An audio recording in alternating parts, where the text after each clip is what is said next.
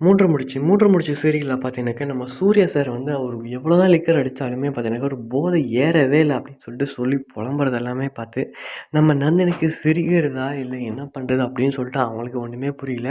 இதுக்கு எல்லாமே பார்த்தீங்கன்னாக்கா, நம்ம நந்தினியோட சூர்யாவோட அப்பா தான் காரணம். ஸோ சூர்யா வந்து இனிமே குடிக்காம பார்த்துக்கணும் அப்படின்னு சொன்ன ஒரு காரணத்துக்காண்டி, ஸோ இப்போ பார்த்தீங்கன்னாக்கா, அவர வந்து என்னென்னவோ பண்ணி வச்சிருக்காங்க. இனிமே அவர குடிக்காம பத்திரமா வந்து பார்த்துக்கணும். அப்படி பார்த்துக்கிட்டா கண்டிப்பா வந்து சீக்கிரமா சூர்யா வந்து ரெக்கவர் ஆகி உன்னை புரிஞ்சுப்பான், நீயும் வீட்டுக்கு போகலாம் அப்படின்ற மாதிரி சொன்னதுக்காண்டி இப்படி எல்லாமே பார்த்தீங்கன்னாக்கா நந்தினி வந்து நம்ம சூர்யாவை ரொம்பவே பத்திரமாவும் பார்த்துக்கிறது மட்டும் இல்லாமல் ரொம்ப கேரிங்காகவும், ஸோ அவங்களுக்கு எந்த ஒரு தப்புமே பண்ணாமல் பார்த்துக்கணும் அப்படின்றதுல ரொம்பவே வந்து குறியாக இருக்காங்க. ஸோ இப்போ அவங்களுக்கு இருக்கிற அந்த நந்தினிக்கு இருக்கிற அந்த இறக்க குணத்தால் வந்து பார்த்தீங்கன்னாக்கா வீட்டுக்கு வந்து ஸோ ஒரு வேலைக்கார பொண்ணு வந்து இவங்க கூட்டிகிட்டு வந்திருக்காங்க. அவங்கள கூட்டிகிட்டு வந்தது வந்து பார்த்தீங்கன்னாக்கா வீட்டில் இருக்கவங்களுக்கு வந்து ஒரு சிலருக்கு வந்து தெரியும் இவங்க தான் அப்படின்ட்டு. மற்றபடி பார்த்தீங்கன்னாக்கா யாருக்கும் அந்த அளவுக்கு இவங்க யார் அப்படின்னு தெரியாது. இது எல்லாமே பார்த்தீங்கன்னாக்கா, சிவசங்கரோட ஒரு ஏற்பாடு தான். ஏன்னா, உள்ள ஒரு ஆள் இருந்தா தான் சரி, இவங்க கூட்டு வந்த ஆளு தான் வந்து இந்த மாரி எல்லாமே செஞ்சுட்ருக்கா.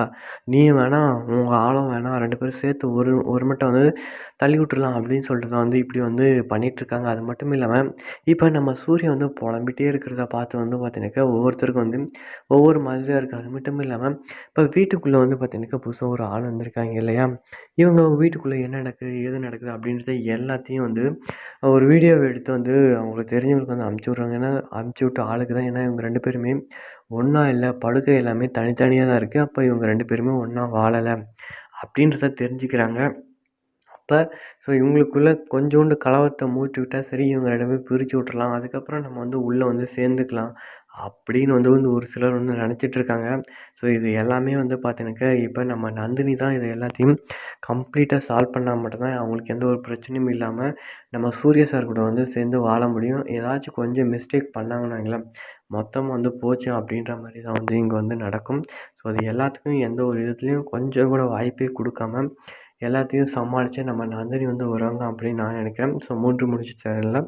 ஸோ தொடர்ந்து பாருங்க எப்படி போயிட்டுருக்கு ஒவ்வொரு எபிசோடும்.